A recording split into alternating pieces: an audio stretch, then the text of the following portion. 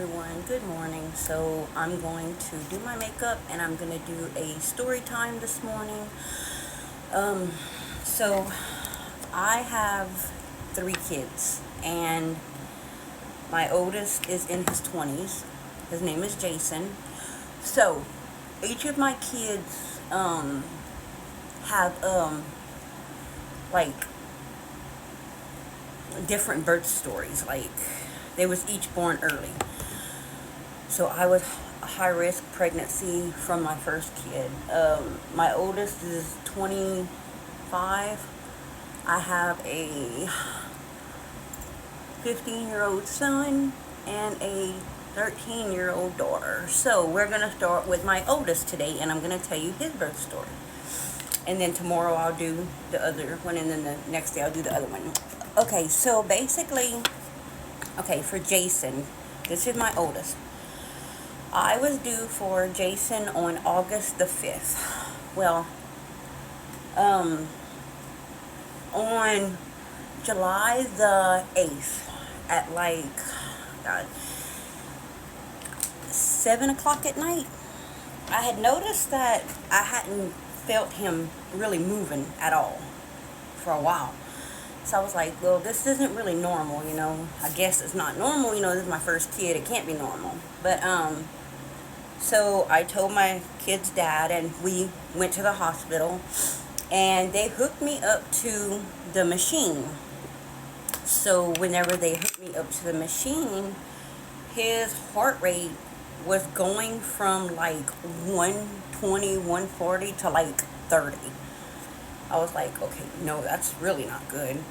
So I ended up having to have an emergency C-section for him. I was put to sleep. His dad was not able to see him be born. I was put to sleep. It was fast. I had him on July the 8th. He weighed 5 pounds, 8 ounces.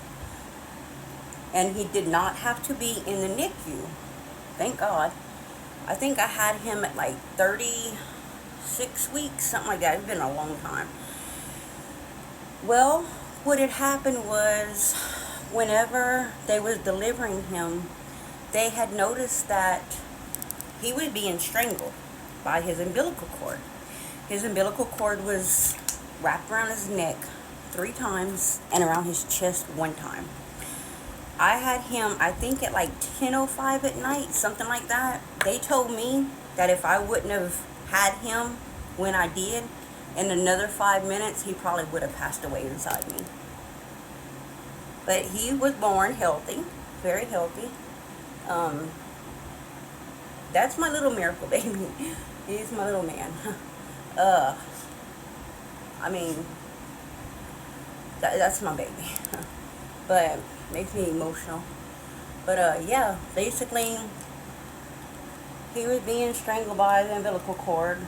Like I said, it was wrapped around his his neck 3 times and his chest once. But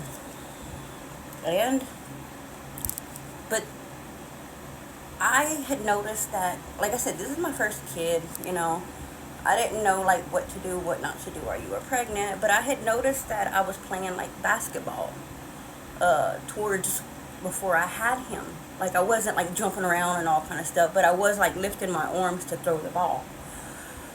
After further research, I had learned that towards the end of the pregnancy, you're not supposed to reach up in cabinets or reach up to really do anything, because the umbilical cord can get wrapped around their neck.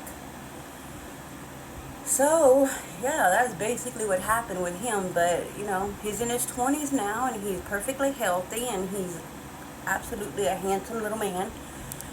And, yeah, that's my little man. But, yeah, that's my birth story with him. But I had him, I think it was at 36 weeks or something like that. I know I had him early. Like I said, he weighed 5 pounds, 8 ounces. But he did not have to be in the NICU or anything, and because he was actually born at a hospital that didn't have a NICU. So if he would have had to be flown to another hospital. But yeah, so that's my birth story with him. I'm gonna come back on tomorrow and tell you the story about my second baby. His name is Braden. And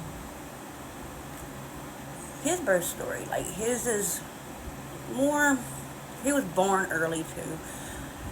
But that is my birth story with Jason, and I will be back on tomorrow and I will tell you Braden's birth story, and then the next day I'll tell you my 13-year-old daughter Brooklyn's birth story. Now Brooklyn, she was actually born on time. Like, I had a C-section for my first kid, my second kid, and Brooklyn, because I think my first and my second were 11 years apart.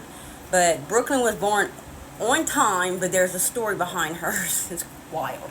Okay, so I will see everyone tomorrow with my second birth story of my second child, and I hope y'all have a great day. I will do a full makeup tutorial probably this week. I'm just yapping while I start my makeup, but yeah, I'll be back on tomorrow. Bye, y'all.